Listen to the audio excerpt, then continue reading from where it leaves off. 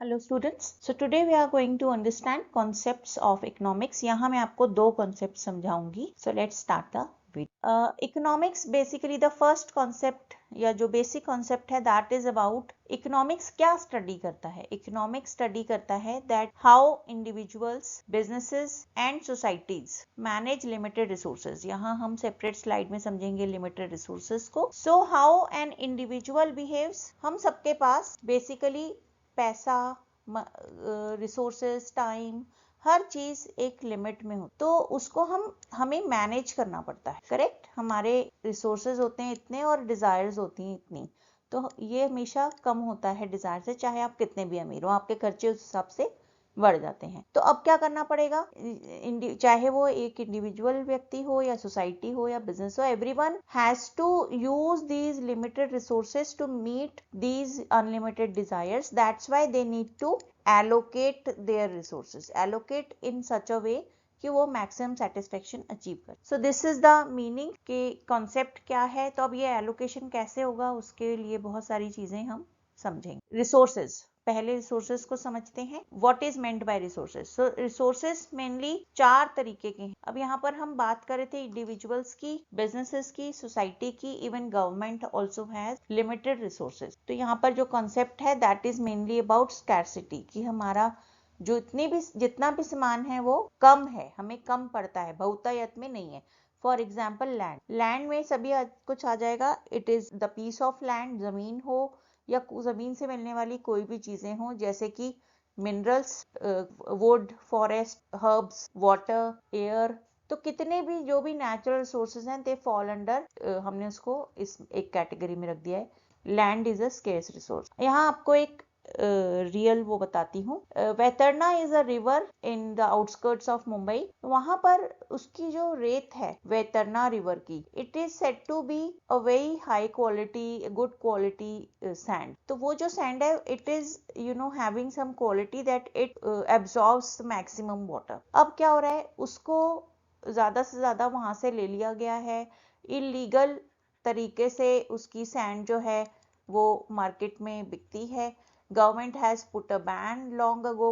क्यों बैन लगाया गवर्नमेंट ने? सस्टेनेबिलिटी की, कि जो है अगर सारी की सारी सैंड खत्म ऑलरेडी हो ही गई है और ज्यादा निकालते जाएंगे तो जो सैंड क्या करती है, इट मेक्स अ बाउंड्री बनाती है ना, रिवर के आसपास। तो बाउंड्री खत्म हो जाएगी तो बाढ़ आ जाएगी। करेक्ट। सो गवर्नमेंट को क्या देखना है, सस्टेनेबिलिटी भी देख। बिल्डर को तो क्या देखना है, बिल्डर को तो सिर्फ ये देखना है या तो वो सस्ती सैंड खरीदे, इकोनॉमिकल, जिससे उसको अपना सस्ता पड़े कंस्ट्रक्शन, और या फिर जो ग्रे मार्केट है या सेकंड मार्केट है, जो लोग खुद अपना कुछ काम करवा रहे हैं घर में, वो वैतरना की रिवर खरीदना, सैंड खरीदना पसंद करते हैं। क्यों? क्योंकि उन्हें तो थोड़ी सी चाहिए। तो ये क्या हो गया कि यहाँ पर हमें बहुत सारे डिसीजंस लेने होते हैं, इकोनॉमिक डिसीजंस, कि हम अच्छी चीज यूज करें या हम पैसा बचा लें। ये एक डिसीजन हो गया इकोनॉमिक। दूसरा, हम जो है सस्टेनेबिलिटी को देखें या हम रिसोर्सेज को खत्म करते जाएं। तो scarcity is one concept. Scarcity की वजह से ही तो हमें सारे डिसीजन लेने पड़ रहे हैं, क्योंकि सैंड का मैंने आपको एग्जांपल दिया, real example. So it is not in ample, वो बहुत एम्पल नहीं है। जितनी तेजी से वो बन रही है या क्रिएट हो रही है रिवर के अंदर, उतनी उससे ज्यादा तेजी से हम उसको कंज्यूम करते जा रहे हैं, तो वो खत्म हो गई है ना। Now second resource is labour. किसी भी बिजनेस में लेबर यूज होता है। नाउ जैसे हम दो एग्जाम्पल ले लेते हैं बिजनेस के। Suppose khakhra making, khakhra generally हाथ से ही बनता है, and khakhra making, papad making kind of businesses were earlier labour intensive. तो लेबर इंटेंसिव मतलब जो लेबर थी वो बनाती थी, और जिस वजह से उनका जो खर्चा है वो बहुत ज्यादा पड़ता था, है ना। Now the companies are switching on to machine intensive. उन्होंने क्या शुरू कर दिया है कि हम मशीन से बना लेंगे। तो ये हो गई चॉइस। क्यों चॉइस? क्यों? क्योंकि लेबर हमारे पास लिमिटेड है। दूसरी कंट्रीज में तो लेबर मिलते ही नहीं है, इक्वल वेजेस हैं अमेरिका में या कहीं, तो इस वजह से वहां तो वैसे ही लेबर की कमी है, तो वो लोग इंडिया से खाकरा खरीदते हैं। और इंडिया में अब क्योंकि एक्सपोर्ट भी बहुत हो रहा है, सो लेबर इंटेंसिव मतलब लेबर अगर अवेलेबल भी है तो भी still by using the labour intensive technique is proving to be more expensier, तो वो महंगा पड़ रहा है as compare to machine intensive. तो कुछ कंपनीज क्या करिए, they are still using labor intensive method and few companies have switched on to machine making made khakhra. तो यहाँ पे क्या हो गया, मतलब हमारे पास रिसोर्सेज स्केर्स हैं, लिमिटेड हैं।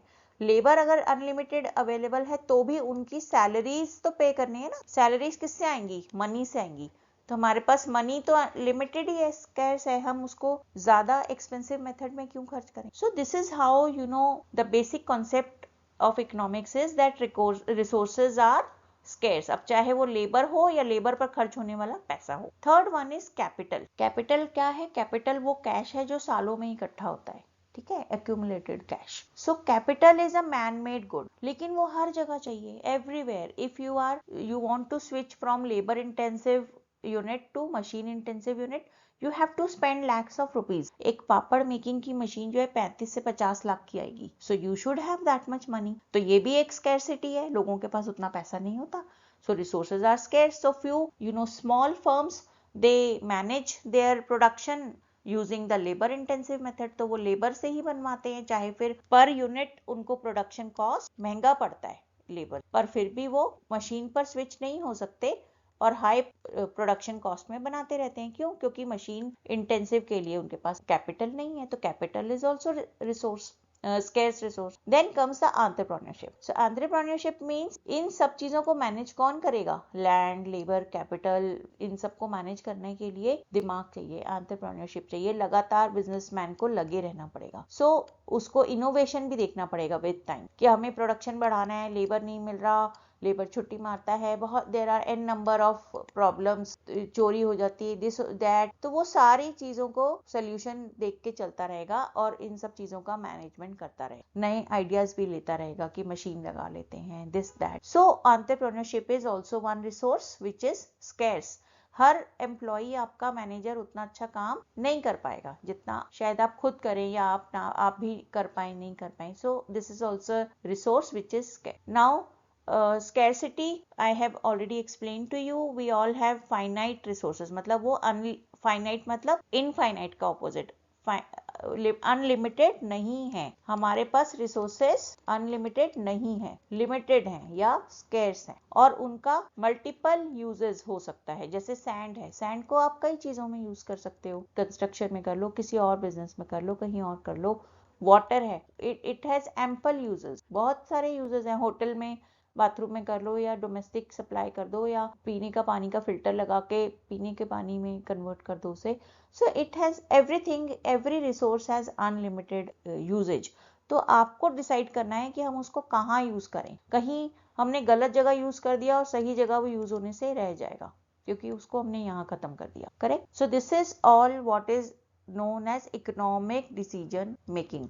जैसे बिल्डर्स ने सैंड को खत्म कर दिया वैतरना, तो बाढ़ आ जाए। तो इकोनॉमिक डिसीजन मेकिंग, भाई इतना भी पैसा नहीं कमाना है कि देश डूब जाए या मतलब देश का बुरा हो जाए, है ना। सो हमें ये सब कुछ देखना है। Now there are first concept we have understood, the second concept is about 3 questions of economics. तो अब हमने देख लिया सब कुछ जो है वो स्कैर्स है, स्कैर्स रिसोर्सेज। तो अब क्वेश्चन उठता है कि फिर उससे हम बनाएं क्या, व्हाट टू प्रोड्यूस। अब जैसे फूड है, चलिए एग्जांपल ले लेते हैं, मिल्क। मिल्क के तो बहुत सारे यूजेज हैं। The company can convert it into curd. Curd can be further converted into shrikhand. Company ने अगर दही जमा दिया, एंड दही जमाने में बहुत कम खर्चा आ रहा है, but the value of the milk is getting doubled.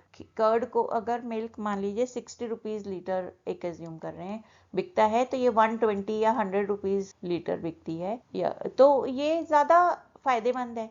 फिर इसको श्रीखंड में कन्वर्ट कर दिया, तो श्रीखंड की शेल्फ लाइफ और बढ़ गई, शेल्फ लाइफ भी बढ़ गई, मिल्क तो बहुत जल्दी खराब हो जाता है, प्लस ये और महंगा बिकता है, ये और आगे 240 रुपीज केजी बिक जाएगा। सो यू नो कंपनी के पास ये चॉइस है व्हाट टू प्रोड्यूस। मिल्क अगर वो कम कर दें, कर्ड, श्रीखंड, पनीर बना दें, तो और महंगा बिकेगा, करेक्ट। फिर वो कुछ और चीज बना दें, तो ये कंपनी के पास तो एन नंबर ऑफ चॉइस है। यस, चॉकलेट बना दें, उसमें मिल्क को यूज कर लें, आइसक्रीम बना दें। तो अब यहाँ ये क्वेश्चन उठता है कि एक्चुअली क्या बनाएं, क्या स्कैर्स रिसोर्स, मिल्क तो लिमिट स्कैर्स है, तो हम क्या बनाएं? तो ये क्वेश्चन आ गया ना। So this is first question of economic, what to produce. फिर हम उस प्रोडक्शन को इंडिया में बेचें और we can export it also and earn extra money.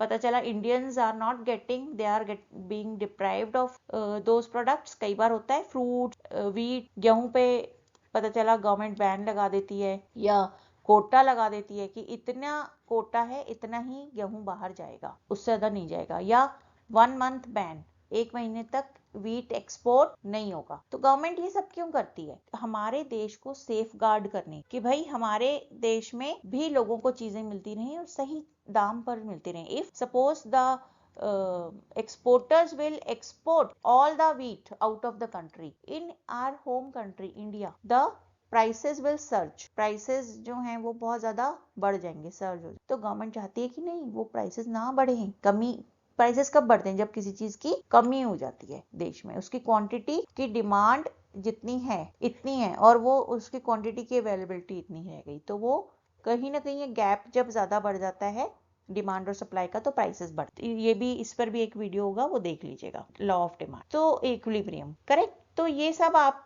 समझिए कि ये व्हाट टू प्रोड्यूस में गवर्नमेंट भी अपना रोल निभाती है। गवर्नमेंट परमिशन देती है, एग्रीकल्चर लैंड को कंस्ट्रक्शन वालों को बिकने से रोकती है। तो इसमें सभी का रोल है, ईच एंड एवरी पर्सन, जो बिजनेसेस हैं इंडिविजुअल, उनका भी रोल है, गवर्नमेंट का भी रोल है।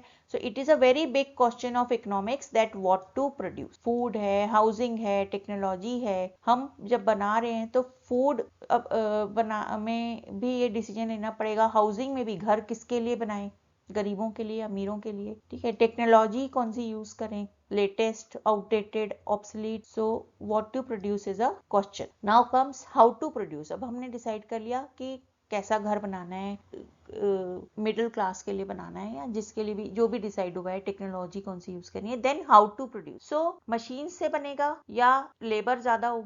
If you have seen earlier kind of construction sites, it used to be labor intensive, labor manually ईंटें उठा के फर्स्ट फ्लोर सेकंड फ्लोर पे लेके जाते, but now days it is getting done through cranes. क्यों? क्योंकि भाई वो हमें सस्ता पड़ता है। हाउ टू प्रोड्यूस, हमें टाइम जल्दी बनाना है कोई चीज, सस्टेनेबिलिटी को भी ध्यान में रखना है। In this I gave you example of Vaitarna river, कि किस तरीके से बनाना है, क्या गलत तरीके से बनाना है कि देश में बाढ़ आ जाए, है ना। So we have to think on all these parameters, what to produce and then how to produce is also equally important question. Then for whom to produce, अब जैसे इसमें इकोनॉमीज होती हैं, उसका आप वीडियो देखिएगा। हमारे देश की, इंडिया की कौन सी इकोनॉमी है? Mixed economy. मिक्स्ड मतलब in which the government takes care of high income group also and low income group also.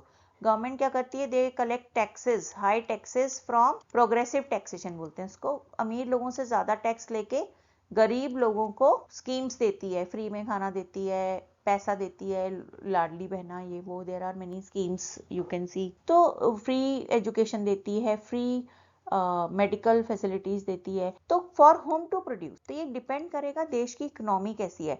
In question से ही देश की इकोनॉमी शेप होती जाती है। तो जैसे अब कैपिटलिस्ट इकोनॉमी है, अमेरिका की कैपिटलिस्ट इकोनॉमी, तो वहां कैसा होता है? इक्वल वेजेस है। इक्वल वेजेस मतलब one who is working in the garden, garden में वो घास काट रहा है, उसको भी बराबर वेजेस मिलते हैं, और जो ऑफिस में बैठ के काम कर रहा है उसको भी बराबर। तो बराबर पैसा मिलता है, मतलब सब अमीर है।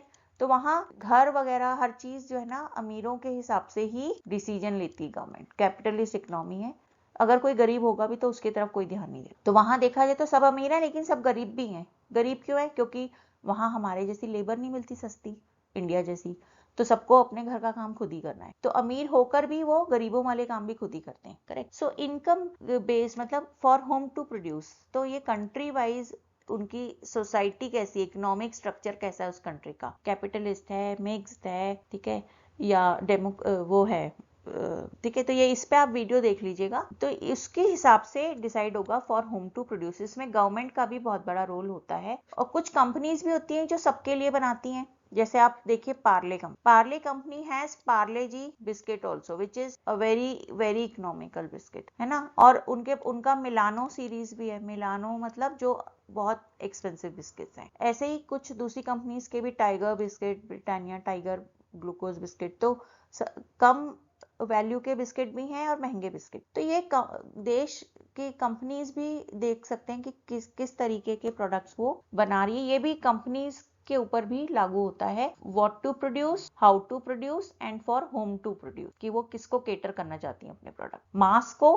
मास मतलब मैक्सिमम जनता को, या कि वो लग्जरी प्रोडक्ट बनाना चाहते, जैसे गुची के बैग्स, तो वो अमीरों के लिए बने हैं सिर्फ, है ना। तो ये 3 क्वेश्चंस हैं। So these were the 2 concept. मैंने आपको यहाँ पे 2 कॉन्सेप्ट बताए। एक तो जो पिछली स्लाइड में था कि स्केर्स है सब कुछ हमारे पास, हमने लैंड, लेबर, वो सब देखा कि स्केर्स रिसोर्सेज है।